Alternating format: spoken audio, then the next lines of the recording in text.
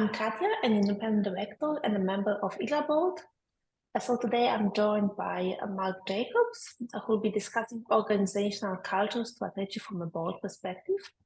And this coffee chat will have an interactive format. So please feel free to unmute yourself and ask questions along the way.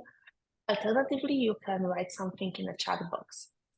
So Marc, over to you. Could you please tell us a bit about yourself? Thank you, Katia. With pleasure. And good morning, everyone. Thank you for joining this coffee chat. So my name is Marc Jacobs, not the designer, as we discussed a little bit earlier. I'm Belgian. I'm a serial entrepreneur. I'm also a director in several boards. My background is I'm an engineer, electromechanical engineer. I did an academic sabbatical, I call it, at London Business School. I did a Sloan Masters in Leadership and Strategy. As for everybody else who lives in Luxembourg, I speak multiple languages. And I have experiences both in large companies as well in small companies and startups. I'm a mentor at the University of Luxembourg. And an aspect that I'm very proud of, I'm an author of the book Negotiate Like a Local, which is not the topic of today, but it features on London Business School's recommended reading list, which I'm quite proud of. So that's a few words about me. The topic today is about organizational culture and strategy. And as Katia said, please, if you have questions, comments, jump in. We like it to be interactive. This is not meant to be an ex cathedra type event. I would like to start with a little funny, let's say, a story, which is called the monkey experiment. Some of you may know it. And it's a bit of I say an illustration of what organizational culture is. So here you see in this image, you see 5 monkeys, a ladder, banana on top of a ladder. I mean, what will these monkeys naturally do? Well, run up the ladder, try and grab the banana, right? That's typically what normal behavior would be. However, in this experiment, when one monkey runs up the ladder to try and grab the banana, the other 4 monkeys get a cold shower, ice cold shower. So, which obviously they don't like. So what ends up happening is that after a while they get the message that when one of them tries to run up the ladder, the other get a shower. So each time that happens, you know, the one that tries to run up the ladder gets pulled back by the others. And after a while, nobody runs up that ladder anymore. Then we start, one monkey gets replaced by another one. That monkey obviously doesn't know anything about this cold water shower. Comes in the group, sees the banana, wants to run up that ladder, and gets pulled down by all the other ones who are afraid of the cold water shower that's coming. Even if there isn't a cold water shower at that moment anymore, but that's how they're conditioned. Now, over time, you exchange all the monkeys, and now you have an environment with 5 new monkeys, none of whom run up the ladder, but actually, they don't really know why anymore. Yeah? So this is a little bit of a proxy for how some cultures in some organizations are. When we do stuff in certain ways, but actually we don't really know why we do them like that anymore. And we don't ask that question. So it's a bit of a funny proxy for organizational culture. Just 2 words about the Culture Factor Group that I run the Belgian-Luxembourg operations. So we're a global organization that supports companies around the world. We're based in Helsinki. And we're focused on culture and culture only, but culture being organizational culture as well as national culture. Just a snapshot of our customer base gives you an idea where we're active. It's literally across the board. I think for most of the participants today, mostly from financial services background and insurance. We have a range of customers there, but you see that we go all across the board without going into detail, but equally, say London Business Schools, London Business Schools, Solvay, Great Place to Work is a customer, etc. So you see a lot of names that you will recognize. So now, question is why culture? if you look at the statistics and you see at the bottom of the slide where the data comes from, basically everybody says culture is really important, and if we could improve it, it would clearly improve corporate value. But only about 15% say that our corporate culture is where it needs to be. Yeah? So where does that huge discrepancy come from? Well, it comes from the fact that it is well, not so easy to manage. And if you look at the result, 60% of new ventures fail, lots of cross-border investments don't add value. Lots of the main challenges of senior executives are culture related.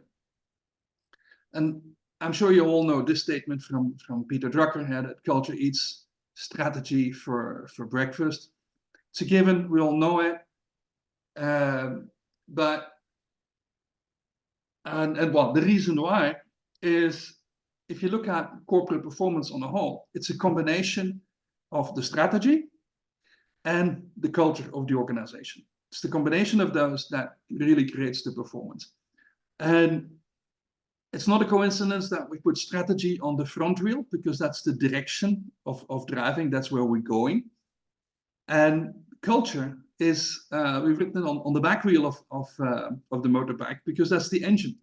And that's the context, that's the engine, that's what's going to drive us forward. And the combination will give us the corporate performance. So it's really that culture that creates the environment for the execution of the strategy. Now, that's great, but Peter Drucker also said, if you can't measure it, you can't improve it. And that is where the problem is buried. We all know it, we all want to do something about it, but we're all struggling with, how do we actually do this? How do we take this fluffy thing and put metrics on it so we can actually improve it? And that is where an academic background comes in, introducing metrics. The academic background is the book Cultures and Organizations, Software of the Mind by Professor Geert Hofstede. He was named one of the top 20 most influential thinkers. He developed frameworks both for organizational culture as well as for national culture. What's really important is that they're academically very solid. They're based on statistical analysis of big data. They're academically peer-reviewed, and they're constantly updated. And to dive into organizational culture, his definition, because everything starts with the definition of what are we actually talking about, is the way in which members of an organization relate to each other, their work, the outside world, in comparison to other organizations. Sorry. So Geert developed a model, concept essentially of culture, where you have like layers of an onion, where in the center you find national culture, and then the layers around it, where we have the rituals, the heroes, the symbols, the way we do stuff. That's where the organizational culture fits. And to be clear, in the modeling of Geert Hofstede, and again, it's a framework, it's a model, there's multiple ways of looking at things, this is just one of them. Organizational culture is not the same as national culture. Organizational culture, it's about differences in practices between organizations, but also between parts of the organization. Because think about, let's say, subgroups in your organization. If you have a compliance department and a customer-facing commercial department, you don't really want them to have the exact same mindset. You want them to be a bit differentiated as a function of what their goal is. And national culture is much more about the value differences of groups of people, of nations. National culture, the simple definition is the way you were, call it, programmed by your immediate environment, by your family, when you were young, on how to behave to be successful in the environment you're growing up in. So, Marc, if I may, so how, defining national cultures, well, it's, of course, it's easy. We could be French, Belgian, German, etc. Yep. But like, how are you defining exactly this organizational culture? Just to give you an example, in Luxembourg, you have so many like multi-culti companies. So if I'm joining American company and the CEO is French and the CFO is German, so how are you defining? Can you say this company it's like an American company, so I should follow like American culture, or how are you defining the strategy that need to be followed? That is the key question, right? How do you do that? Typically, to give you a general answer, typically the organizational culture of a large global company, say this American company, will be embedded in its own national cultural values. And you will recognize them again. Towards the end of the slides, I will have an example of actually how these two interact. But this is where the entire point comes in, that an organizational culture is something you can decide. Yeah, you say this is what we need for our organization to execute the strategy properly, and then you can align everybody behind that culture, and that culture becomes the main guideline in the organization. Think about the work that Sajid Nadella at Microsoft has done over the years. His main focus was culture, culture, and culture again, to align that within the organization, but across the world. Yeah. Okay. Now, so to put it differently, organizational culture is about how we should behave in this organization to support the strategy, whereas national culture is much more about how we feel. And it kind of guides, as I just mentioned, the company culture, typically. Yeah? You will find elements of German culture in German companies and American culture in American companies, etc. The academic work of Hofstede is, as I mentioned, anchored in big data across thousands of organizations, and statistical analysis of the research came out with 6 major organizational dilemmas that you find essentially in any organization. It doesn't really matter what the field of activity is, what the size of the organization is. This is what you find everywhere. And the 6 dilemmas are effectiveness. How do we want to ensure effectiveness in what we're doing? Where do we get an impulse from?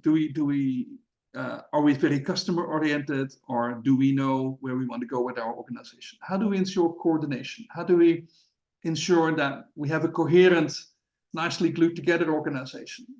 How accessible should we be? Should we be pretty closed? Should we be open? And what's our philosophy with respect to employees? Those are 6 key dilemmas that you see in every organization.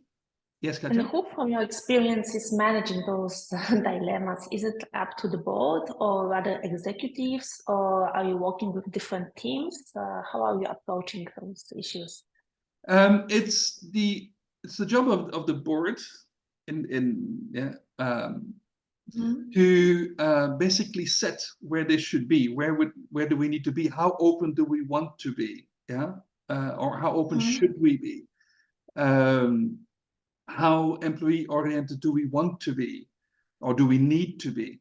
That's setting those goals as a function of the strategy is a board responsibility. Then executing it and following it up is the executive committee, the CEO and team, to actually make it work. Okay.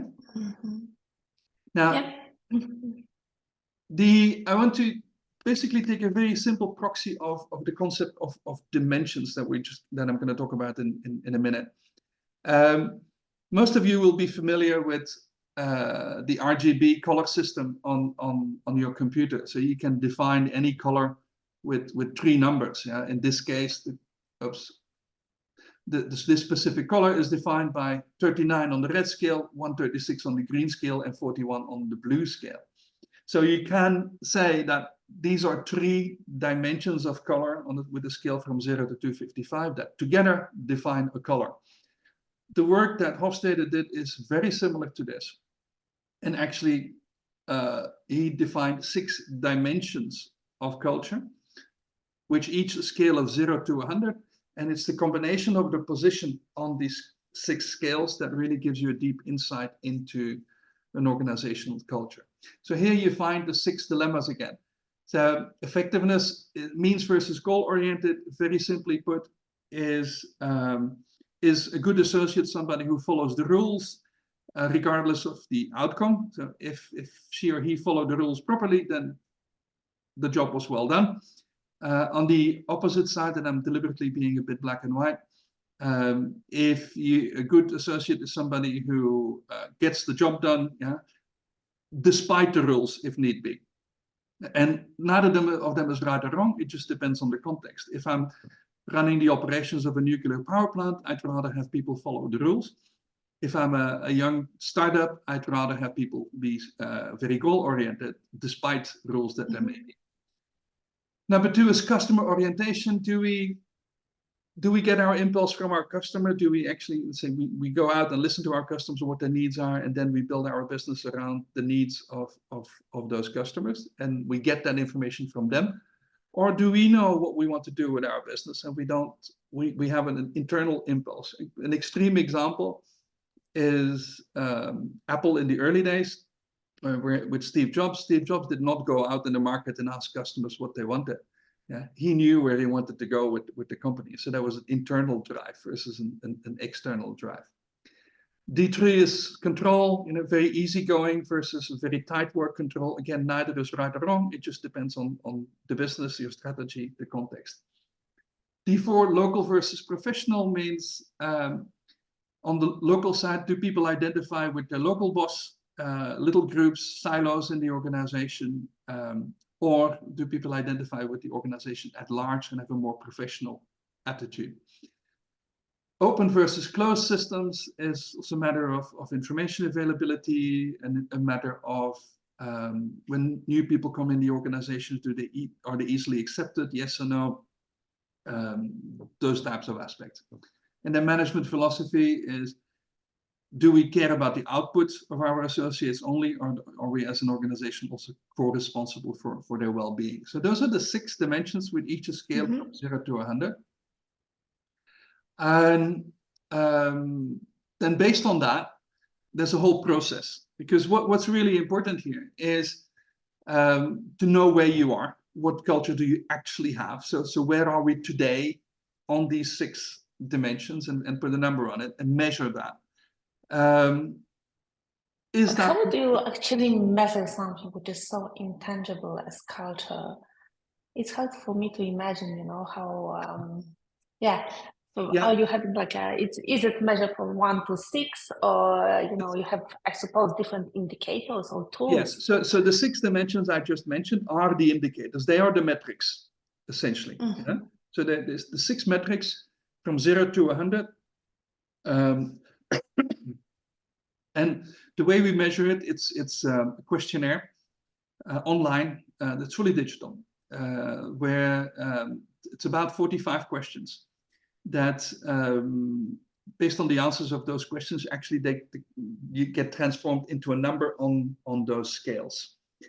Who is actually responding to this question? Just your questioning employee? Who is actually answering this question? Are you questioning the I suppose employees of the... Everybody. Yeah? Ideally, the entire team. Yeah. Okay, I guess. Ideally, the entire team. So we don't. It's fully online. It's fully anonymous. We avoid doing interviews because then you very quickly get interviewer bias. It's also not scalable. We only do in-depth interviews if something comes out of it that's like a weird finding that nobody understands. Then yes, we need to dig a bit deeper. But otherwise, it's fully online, fully digital, so therefore highly scalable. So essentially, if you want to ask 20 people or 20,000, it doesn't matter. Yeah? So ideally, you ask everyone, and you have everybody participate, because then you get, in the end, you want the best possible picture. Yeah, as a board, you really want the best possible picture. So that's how it works. Yeah. Then number 3 is really important. See, what culture does the organization need? And this is where some very serious work with the board comes in, because I measure, and let's say on the first one, on one of the dimensions, let's say we measure that we're at 30. But the question is that 30 helping the execution of our strategy, or should it be 50 or 60 or 80? Yeah. And that is done in workshops with the board and part of the executive team. That depends on the organization. I think, where do we really need to be for each of the subgroups in the organization? Because again, if for a compliance team, you may want to be more process oriented than for the sales team. And so you set those goals.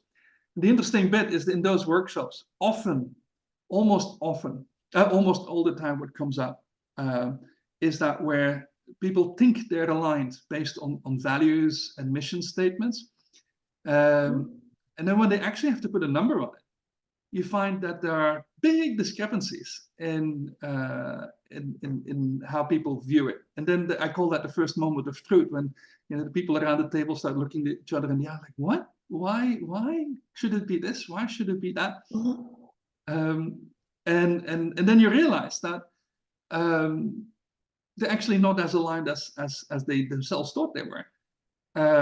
So which then also means that they're sending mixed messages or different messages in the organization. And so that really first work is to align everybody on heart. Do you think generally that the level of awareness regarding the culture is increasing? Because, for example, myself, I never had this cultural discussion within my boards. So do you think that there's you understand my question? Is the awareness level increasing? Yeah. The awareness level is clearly increasing. I would say that mostly it started really with the financial crisis, which was quite a while ago, but still, where quite a few organizations were told by their stakeholders, by the regulator, guys, nice, but you need to change your corporate culture. And what many organizations did at the time was do a few training sessions on a few topics, and that was tick the box. We've done our homework. What they didn't do that way was to actually demonstrate that something had changed. Yeah, and the entire point of putting metric on it, and it's the difficulty. If you don't have metrics, how do you demonstrate something? And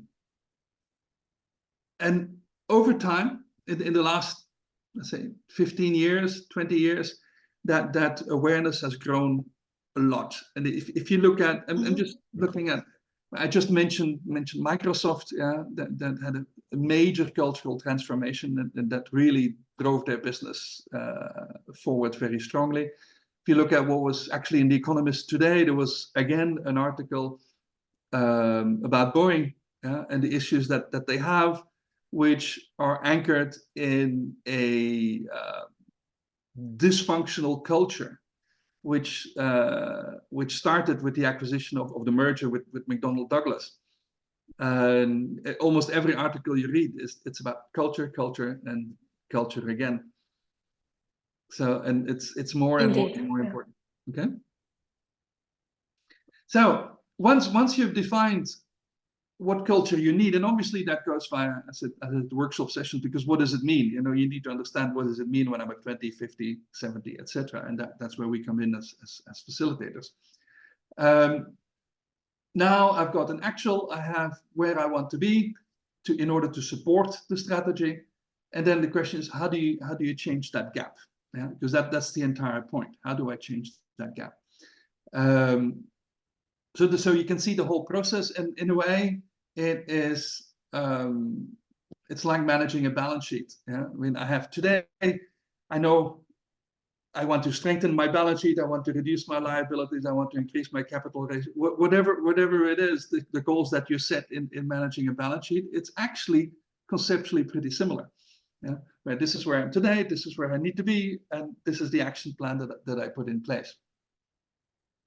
So if you look at the process in itself, the way this works is you start by defining the functional subcultures. And I mentioned earlier sales versus compliance, but it can be regional. It depends on the organization what the functional subgroups are. You measure their actual culture, then you translate, this is where the workshop comes in, you translate the strategy into what is the optimal culture to support the execution of the strategy. You do that with the board and the executive team. The gap analysis.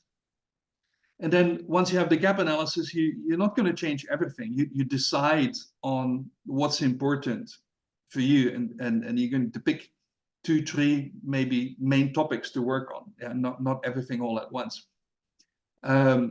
Once you've chosen that, actually our software behind this whole process then generates suggestions on what to change based on the answers of the people, not based on some general concept.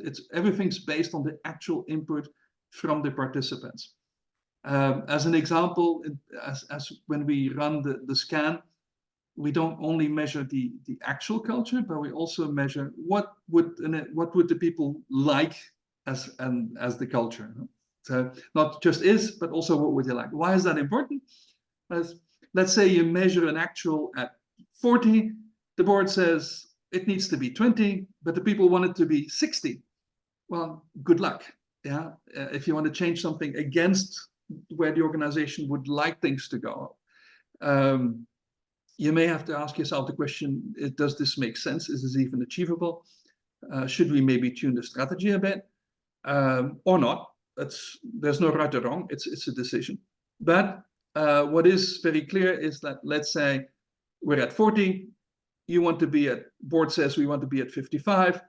People say our ideal world is 60. Well, that's going to be a quick win, and that's easy, and that's aligned with what the team wants, and that helps you to get momentum very quickly, etc., into a change process with results. And this number 1, optimal culture, and second bullet point, so translate strategy into optimal culture. And do you think there's like one or like the best unique model that works best for the performance, for the strategy of the company from like a scientific perspective? Has it been measured that, for example, this ABC model is the best one and should be adopted, around the globe? Sorry, can you repeat that again? I'm not sure I understood the question. Yes. So, for example, here you're saying that it's written translate strategy into optimal culture. But is there like one unique optimal culture that you could recommend? No, absolutely not. So it hasn't been proven that like one model works better than the other one. No, because the situation of every company is unique. Even you may be in similar industries, you may be, you may even have similar strategies, but you may have a different background, etc. Sorry. So, frankly, the notion of an ideal culture that's applicable everywhere is a fallacy. Yeah, and the only question that one should ask is, what is the culture that supports my strategy? What is the most functional culture for my company, my organization, in my business environment with my strategy? So it's always personalized. Okay. There will be similarities, of course, yeah, but you can't say this is what it has to be. And then finally, so you're doing your gap analysis, and then there's a moment for change. And I'm just wondering how long does it take on average? Because of course the companies might be different from like a small familial companies, then like a regulated, unregulated. How long does it take on average to implement a remediation plan? That's a very good question, and it's indeed highly dependent on the type of company, the degree of urgency in the company. We have customers where, let's say, the fastest to do complete implementation has been around 6 months. More typical is for a full implementation is 18 to 24 months. Is more typical. However, in those 18 to 24 months, obviously you have multiple steps, and you focus on the quick wins, so you start getting that momentum and that feeling of let's say success, yeah, something's actually working early on. And have you seen any like resistance from people? Maybe there's a group within the company who's saying, listen, we did it like this in the past and we think it was okay. We don't want any changes. Or maybe I'm wrong, you know, maybe people are really open-minded and want to adapt and implement those changes that you're recommending. You will always have a bit of both. I think okay. in general, you can say that you will always have people that don't like change, and you know we've always done it like this. Yeah? And it's a bit like the monkey experiment. Yeah? We've always done it like this. Yeah, we don't. And then you've asked them why, then it's like don't really know.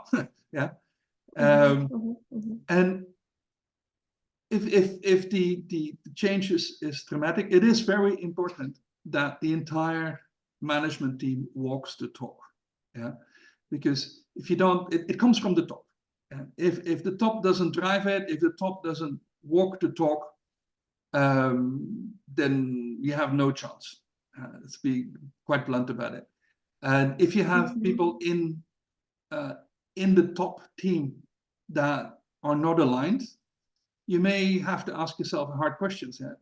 Are these people still the right people in these positions for the organization going forward? Because if you don't have them all on board, then you're frankly destined for failure. And again, I refer back to actually the Microsoft case. It's an interesting book by Satya Nadella if you're interested in reading it, which is basically also what he did, is making sure that they had the entire top management team was on board, and those who were not on board, well, change of career. Yeah. It's critical. Understood. Yeah. Now, this is also where you see the last bit here, you see executive match 360 feedback. So that's part of the tool set that we have. So you can actually get some objective feedback on do the leaders walk the talk? Yes or no, and what needs to happen, what support do they need, etc. What do they need to change? So it's a comprehensive set of tools to support that. And just to give you, and this is a lot of detail, not so important, but it gives you an idea. It's just an extract from a typical report. We're here, and the typical reports are, obviously tens of pages, but like here, the blue column is the goal, is the optimal set by the board and the executive team, where the goal is set at 80 to be very goal oriented, very let's get things done oriented, where the actual measurement is at 40, so you see a huge gap. Yeah, and then here it gets translated, or you start to get more detailed insight.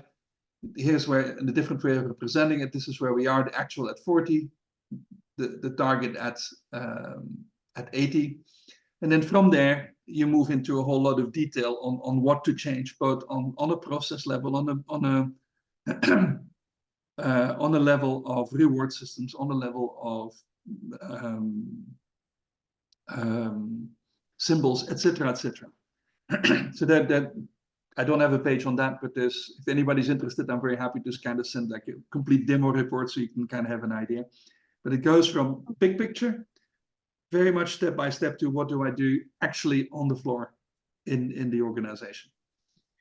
How do you measure the improvement? So, for example, if the company really need changes, and you mentioned that this remediation plan could last between 18 and 24 months, so just to see the results actually. So how, I guess you're accompanying your clients along the way, and you have a tool, no? Or you're doing your questionnaire yet again after a certain period of time, or? Exactly, you use the exact same tool again, yeah, at whatever time is appropriate for the organization to remeasure and see, did we actually move the cursor to where we wanted to move. Yeah, so it's like a balance sheet. You take a picture in the beginning, you take a picture a year later, 2 years later, whatever makes sense. Yeah. Okay. Okay. Yeah, interesting. So just the slides will be shared. You can read this, but this gives an idea of the tool set that's behind it, with a team's culture scan, just as a low-level initial quick look at what's the culture of a specific team. This is the full Monty, the organizational culture scan, with the levers of change, really translating, going from that gap analysis to actionable items. The executive match I mentioned, but there's more stuff like psychological safety report, which is also extremely important in a process like this, and an additional HR report. It kind of gives you an idea that it's a full package of tools and systems to support that. Now, for example, from your experience, like, is it easier to manage this cultural change in Luxembourg, where you have so many like different cultures within national cultures within the organization, or is it easier to go, for example, let's say to Finland or in France, where have like 90% of employees are nationals? Is there exactly any difference in management of this? It is different. I wouldn't say it's easier or more difficult. It's just different. But okay, you put your finger on it perfectly, because okay, we've been focusing on organizational culture, it's clear. But there are important elements of national culture, especially in places like Luxembourg. But also, let's say, in large international companies across the board, you have similar situations. So that's where also national culture comes in. And on the level of national culture, there's a different set of 6 dimensions of culture. They're not the same, I want to stress that. That give an insight in those, let's say, more emotional values of certain regions. And I'm very quickly run through it. One is power distance, so it's a question of hierarchy. If you score high, it's quite a hierarchical environment. You score low, it's quite an egalitarian environment. So no surprise that France is hierarchical, and the Netherlands is much more egalitarian, for instance. Yeah. Individualism, Western world tends to be highly individualistic. The UAE is much more collectivist. The interest of the group are more important than the interest of the individual. The third one is motivation towards achievement and success. You score high, it tends to be tends to value competition and winning and material success, the big car, those types of things. Score low, like here the Netherlands is 14, Sweden is 5. Then the values of society are much more consensus oriented, much more quality of life oriented, those types of things. Uncertainty avoidance is how comfortable are we with uncertainty? Do we need a lot of process, structure, systems, or not? If I would have put here the UK, for instance, it scores quite low, where they typically, okay, we'll just make it work somehow. We don't really know why or how yet, but it'll work out. Whereas if you score high, you tend to want to plan and test, etc. Katia? So we can scan the code over there and play with the tool. Sorry? You can scan the code. We can scan and play. Yeah, so scan this code, it's a free tool, play with it, there's a lot of information there, and I think you'll find it very, very interesting.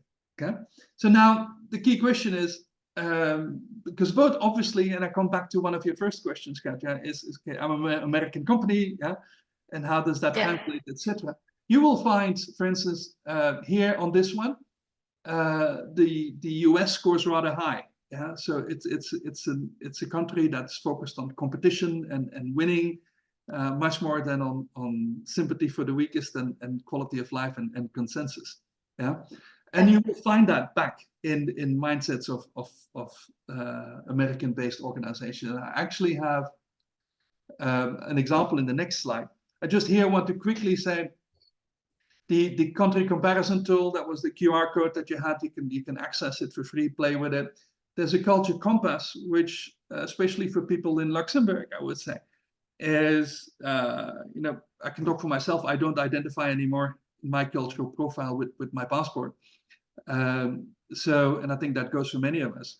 So it's a tool that allows you to measure your own programming in this model, so it becomes a lot more personal and applicable for yourself. It's a cultural adaptability profile. So if you expats, you send people abroad, you know, are they going to be adaptable? Is it going to be difficult or easy to adapt to the different culture, etc.? And a bit of an e-learning masterclass. Now, to combine the organizational and national culture, I actually just mentioned the US, yeah, on this motivation scale, where national values are competition, achievement when you score high, yeah, versus Sweden, it's much more consensus and quality of life. So now if you translate that back to the onion, yeah, it means here the values is more achievement oriented versus family time, yeah. You go to the next layer of the onion, yeah, that I showed initially. Then, as examples, rituals in, let's say, in the US-based companies with bonus announcements and things like it's achievement, yeah. Versus in Sweden, it might be parties during work time because it's about quality of life. If you go to the heroes, who are the, let's say, the models, the people we model our own behavior after, the people that we put forward as the ideal role model. In the US, it will probably be managers that deliver results, yeah, numbers, results. In Sweden, it may be managers that really take care of their workforce and have a highly engaged workforce. And then in terms of symbols in the organization, on the US, it might be just growth figures, yeah, for the company, versus actually the people in a Swedish organization. That will be typical if you, let's say, really anchor it clearly on the national culture.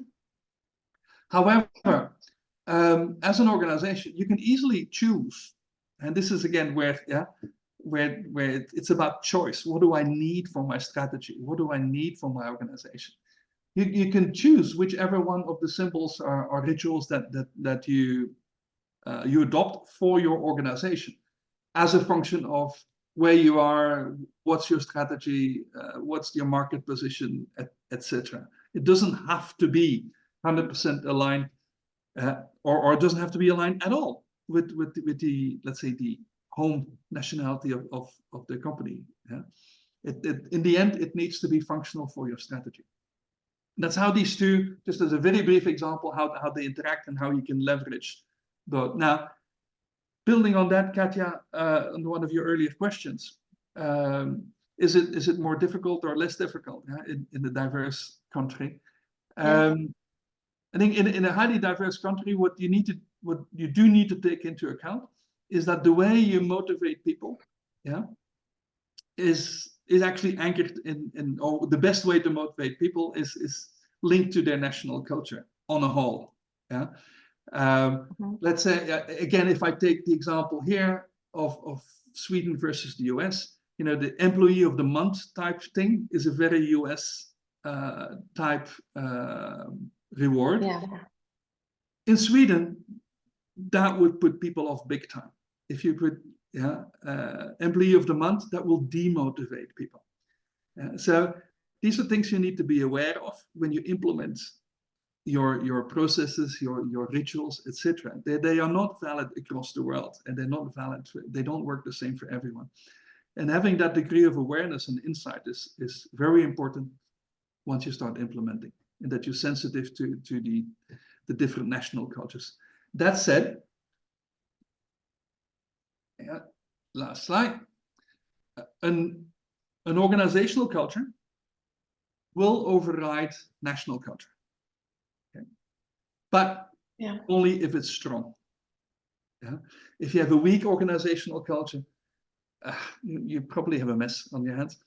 And how do you define a strong culture?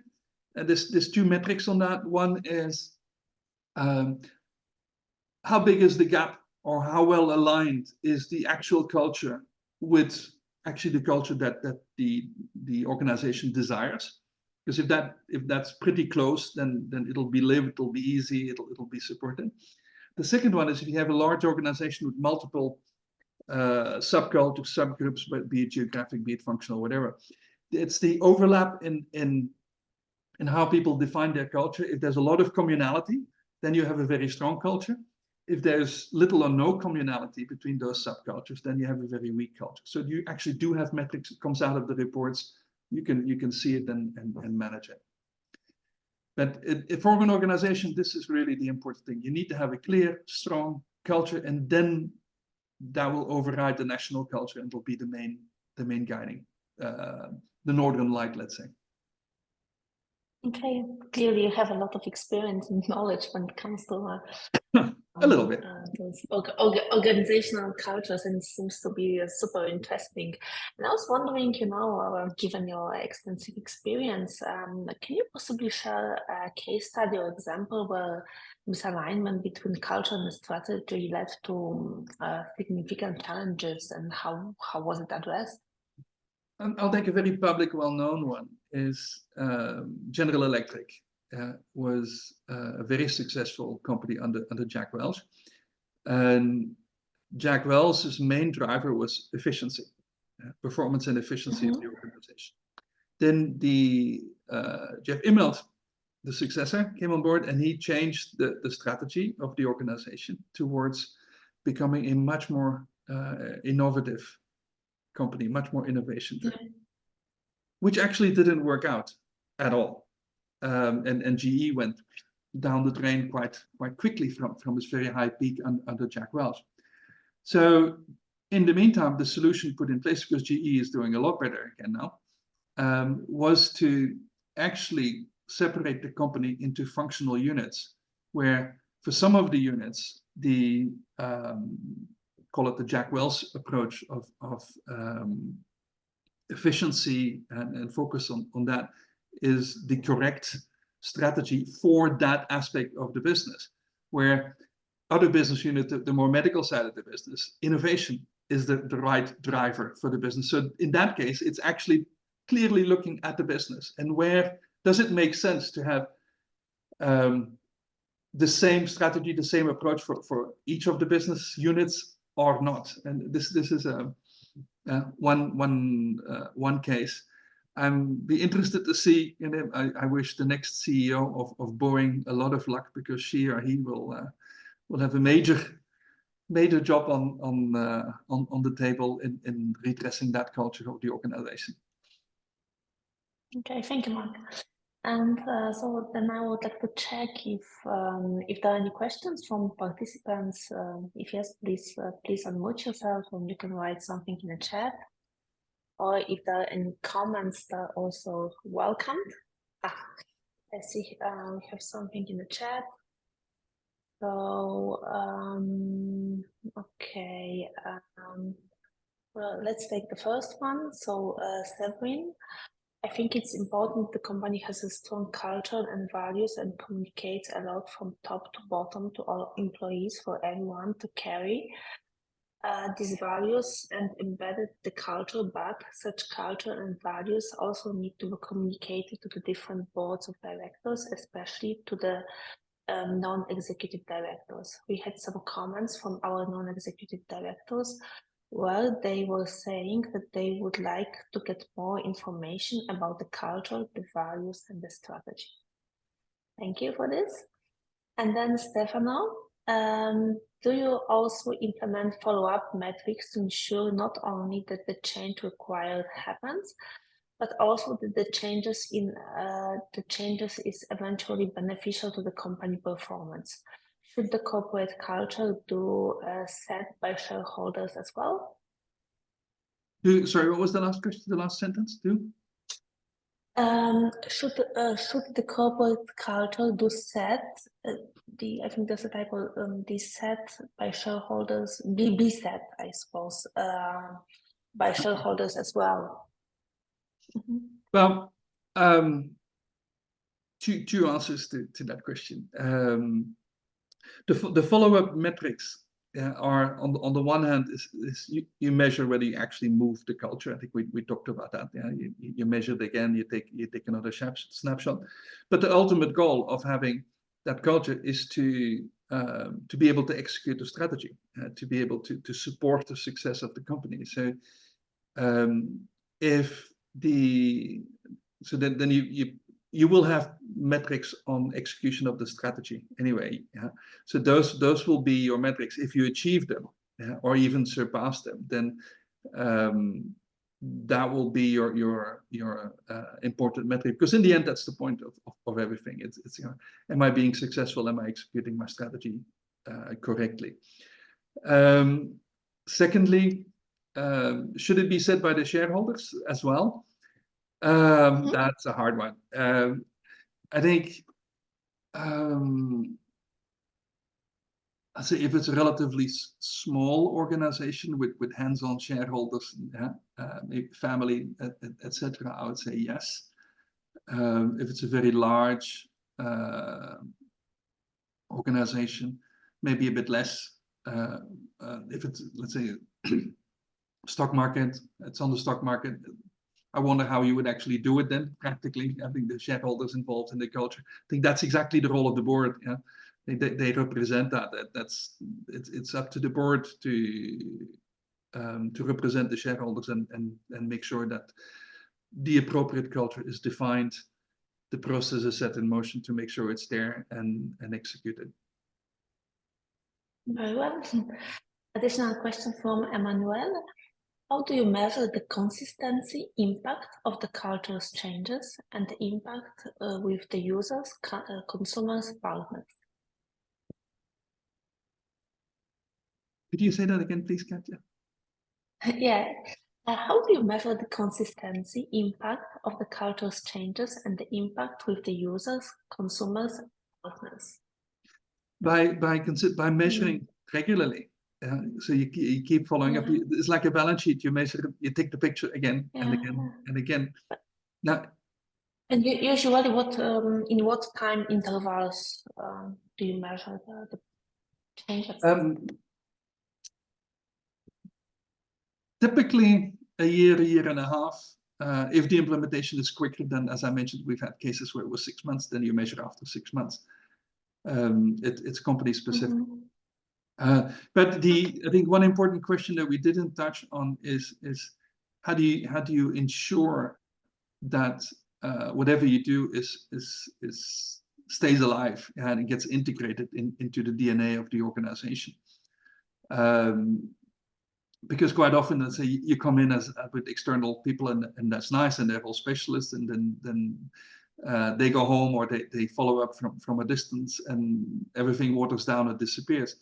So what we recommend is to actually train an internal, what we call SWAT team within the organization that understands this entire tool sets and models, etc., so that it can be on a day-to-day basis.